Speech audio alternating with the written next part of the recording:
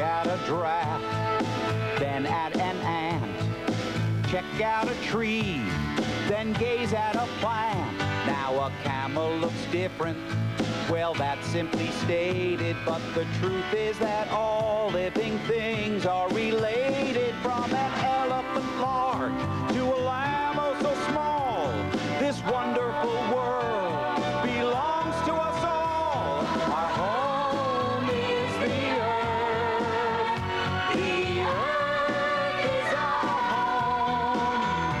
We all need to care for the water, land, and air.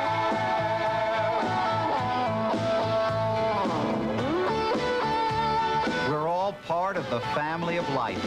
Every plant and animal is related, connected to one another, and all of us are sharing this wonderful world. Our home is the earth. The earth is our home. We all need to care for the water, land, and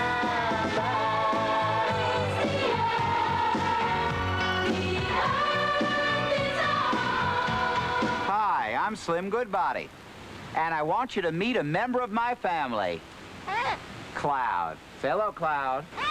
Now, some of you may have a dog or cat or other pet that feels like a member of your family. They live with you, play with you, depend on you, and keep you company. You feel connected, and you are, but your family's bigger than that. Besides pets and parents, grandmas and grandpas, brothers and sisters, it includes every plant and animal that shares this world with us. Together, we're the family of life. We make up the biosphere. Yes. Biosphere, from the Greek word bios, meaning life. We're all connected. Over 5 million different species. And every living thing has an important role to play. More than 100 years ago, the Native American leader, Chief Seattle, said, all things are connected, like the blood that unites one family. Man did not weave the web of life. He is merely a strand in it. And whatever he does to the web, he does to himself.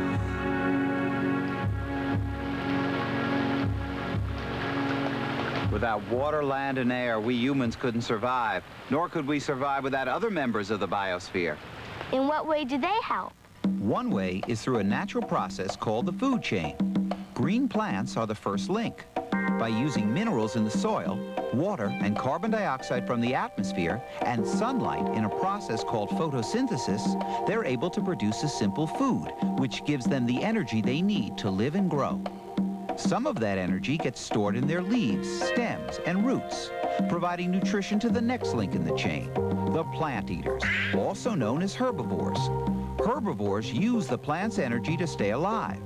Cows that eat grass and insects that eat leaves are examples of herbivores, and the chain continues. Next come the carnivores, meat eaters. They get their energy by eating herbivores, like when a frog eats a grasshopper. And then there are the omnivores, like us human beings. Omnivores get their food energy by eating either plants or animals. Now, only an omnivore would eat both a hamburger and a salad.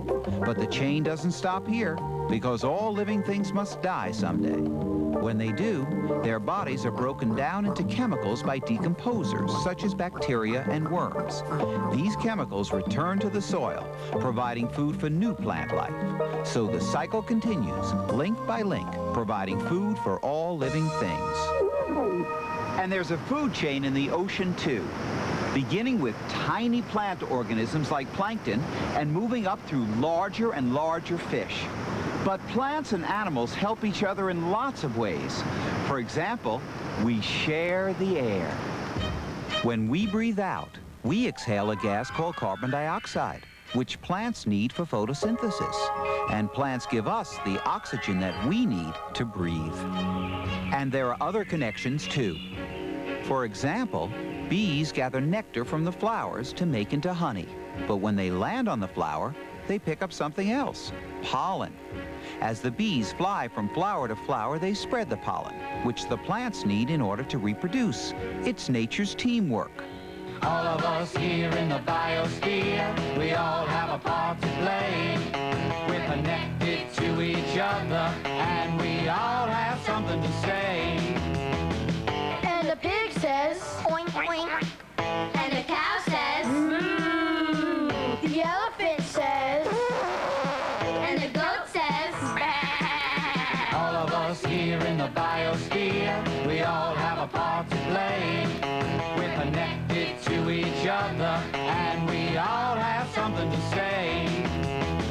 The zebra says, woof, woof, stripe, stripe. And the groundhog, and the bird says, and the monkey. All of us here in the biosphere, we have to live somehow. We need the help of humans, and we're counting on you now. And the plants say, well, they're quiet, but imagine you hear them anyway.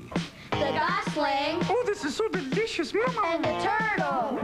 It's wet out here. All of us here in the biosphere, all of us here in the biosphere, all of us here in the biosphere, all of us here in the biosphere. All of life is related, and it's important that we respect and appreciate all the members of our family. If we hurt them, we're hurting ourselves. Let's take a look at what's happening in the tropical rainforests, which grow in a green belt around the equator. Tropical rainforests have stood for millions of years, home for a tremendous variety of plants and animals. They contain almost 1/2 of the growing wood on Earth. Since trees produce oxygen, and since there are so many trees here, rainforests are vitally important to the health of all animals. Rainforests are home to many native peoples who have lived here for generations. They rely upon the plants and animals of the rainforest to provide them with food and all the other necessities of life. But things are changing. Now other people have entered the rainforest. They're clearing land, chopping and burning trees to make room for farms and mines. Without trees, the soil starts to erode, and the once rich environment becomes barren and lifeless. But it's not just the life in the rainforest that's affected. People are too, because those trees provided us with oxygen to breathe. And you might be surprised to know that we humans depend upon many rainforest plants as the source for medicine. At least 1/4 of the medicines you see in a drugstore had their beginnings in the rainforest. Who knows how many medicines of the future will be lost forever if we continue this destruction. An area of rainforest greater than the size of a football field is lost every second, along with the mammals, insects, reptiles, and birds that made it their home. Experts say that our planet now loses up to 3 different kinds of plants and animals every single day. They become extinct, gone forever. And some scientists are predicting that we'll be losing up to 3 per hour within the next 10 years. Now that's a terrible loss. It's a sad, sad thing I'm talking about, but a whole lot of species have been wiped out by human beings. You've got to learn, once things are gone, they don't return. Forever is forever, Jack. They'll never, never, never, never, never come back. Mammals and reptiles, a long, long list whose family trees no longer exist. The California grizzly bear, the Carolina parakeet, the dodo bird, they're all extinct. Hey, that's absurd, cause it wasn't disease, it wasn't drought, it was human beings who stamped them out. Forever is forever, Jack. They'll never, never, never, never, never come back. Hey people, yo! The time to think is before the thing becomes extinct. Cause you never know, if we lose too many, there could come a day when there won't be any. And you human being, you could get the axe. You're fragile too, hey, face the facts. But I have faith, you got what it takes. To learn from all your past mistakes and protect what nature has designed. Here's one last thing to keep in mind. Forever is forever, Jack. And it never, never, never, never, never, never, never, never, never, never, never, never, never come back.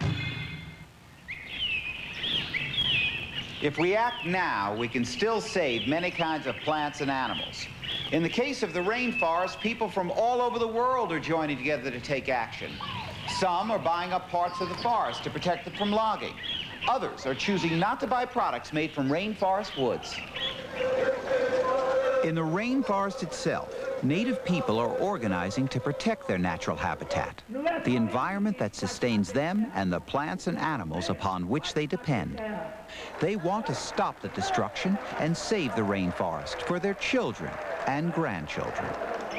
The family of life needs to be protected wherever it's threatened, not only in the rainforest, but around the world. In America, the cougar, the red wolf, the California condor are all being threatened with extinction because of the use of pesticides and the destruction of their natural habitat. Is anybody doing anything to help? Yes. Our Congress has passed laws to protect wilderness areas and endangered species. That's helped a lot. Many groups are trying to save the rainforest and other natural habitats by raising money and public awareness. And these efforts can work. For example, the American bison that used to roam out in the plains were almost extinct. But way back in 1907, folks at the Bronx Zoo started restocking the western plains with animals from their herd. And now the bisons are back. All of us here in the biosphere have a part to play. It's my family. I set up a bird feeder I made myself. It's my family. I don't buy products that come from endangered species. It's my family.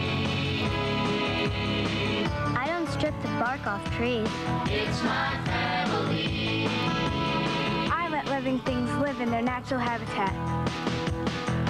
Every living thing on the planet, from the whale to moss on granite, is a cousin to you and me, a strand in the tapestry. It's my family. I don't step on spiders or any other bugs. It's my family. I take care of my plants by watering. It's my family. I cut six-pack rings so they don't kill birds or fish. It's my family.